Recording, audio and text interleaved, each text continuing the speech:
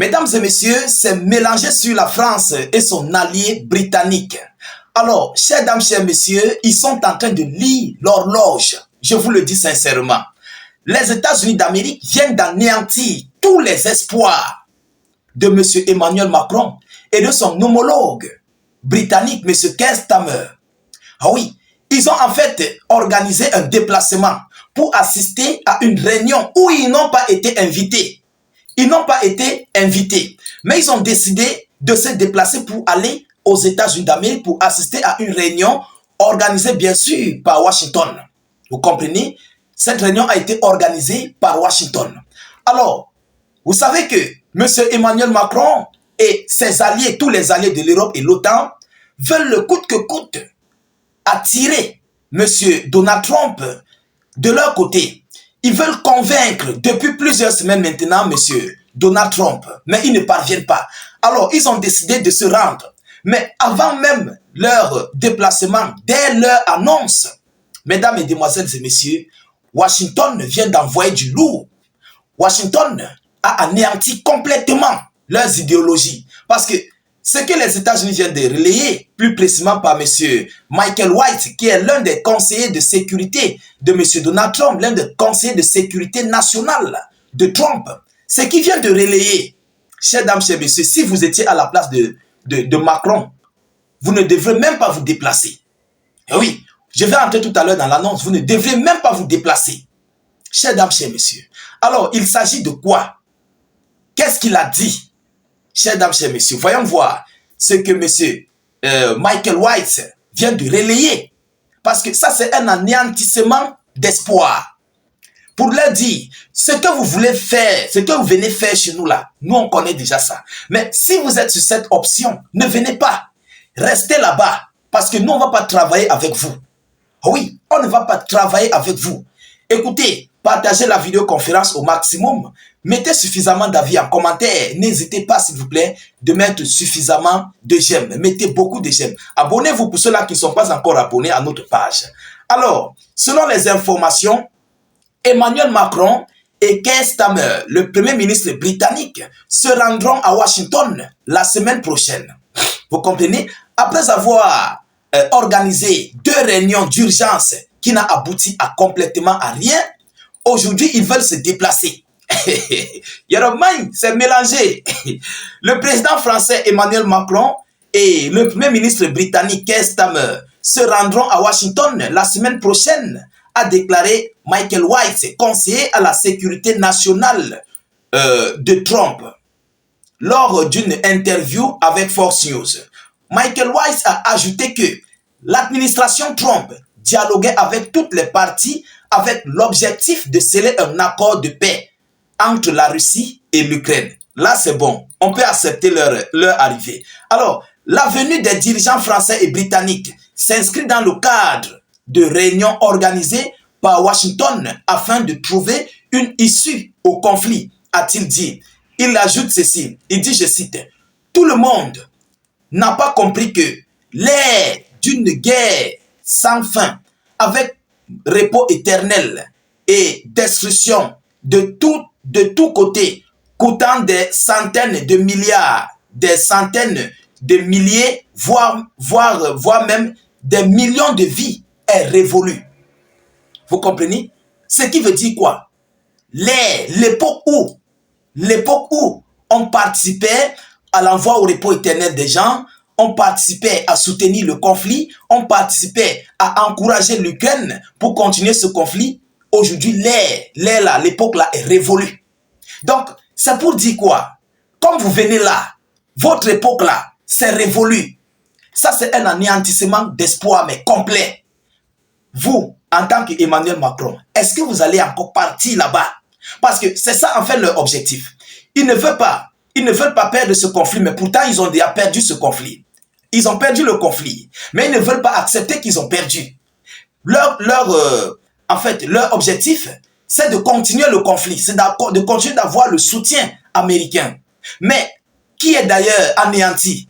Alors, c'est pourquoi M. Michael White profite pour leur dire que ne venez pas. Si vous êtes sur cette option-là, nous, en tant que républicains américains, nous ne sommes plus sur cette option. Alors, restez là-bas. Si vous venez pour mettre vraiment terme à ce conflit, normalement, venez, on va vous accueillir. Alors, du côté de Paris, du côté de l'Occident, personne n'a commenté. Personne n'a répondu. Personne n'a dit quoi que ce soit. Même à l'Élysée, voilà ce qu'on nous dit. Aucun commentaire n'a été obtenu dans l'immédiat auprès de l'Élysée. Aucun commentaire. Ils ne peuvent pas répondre à ça. Parce que, en fait, on a contre-attaqué avant l'attaque. Vous comprenez?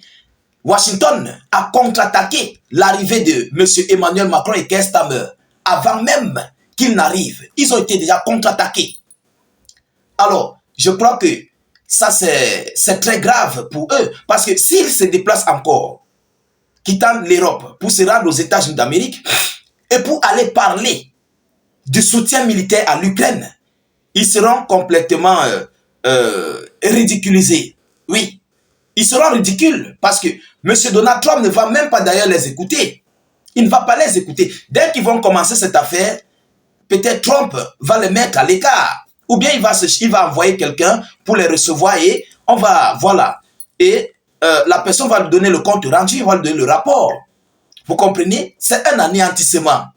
Ah oui, ils sont remontés de voir M. Donald Trump, la grande puissance militaire américaine, et la Russie, Vladimir Poutine, la première grande puissance militaire au monde, être ensemble. Ça les trouble, ça les dérange. Pourquoi? Parce qu'ils sentent que leurs intérêts américains, européens est foutu. Leurs intérêts sont totalement foutus. Leur hégémonie dans le monde est anéantie. Tout ce qu'ils peuvent faire seront anéantis et ils seront combattus. Oh oui, parce que les Européens sont ceux-là qui ont combattu M. Donald Trump avant les élections. Ils l'ont combattu. Aujourd'hui, Trump est en train de montrer son vrai visage à l'Occident global et dans ce conflit russo-ukrainien. Alors, il n'y a plus rien à faire. Si réellement ces gens connaissent, s'ils peuvent réfléchir, moi je trouverais mieux qu'ils puissent en fait baisser la garde et de rencontrer Trump pour dire que le conflit prend fin. Je pense que là, avec ce genre de situation, ils vont encore bénéficier de beaucoup de choses. Mais tant qu'ils sont sur l'option d'encourager Volodymyr Zelensky, de ridiculiser Donald Trump, de combattre la Fédération de Russie et les États-Unis d'Amérique, ils seront toujours ridiculisés et anéantis à grande échelle.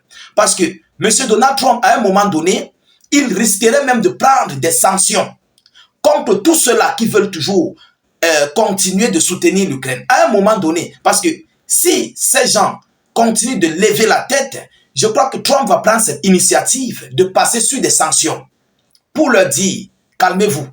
Vous comprenez?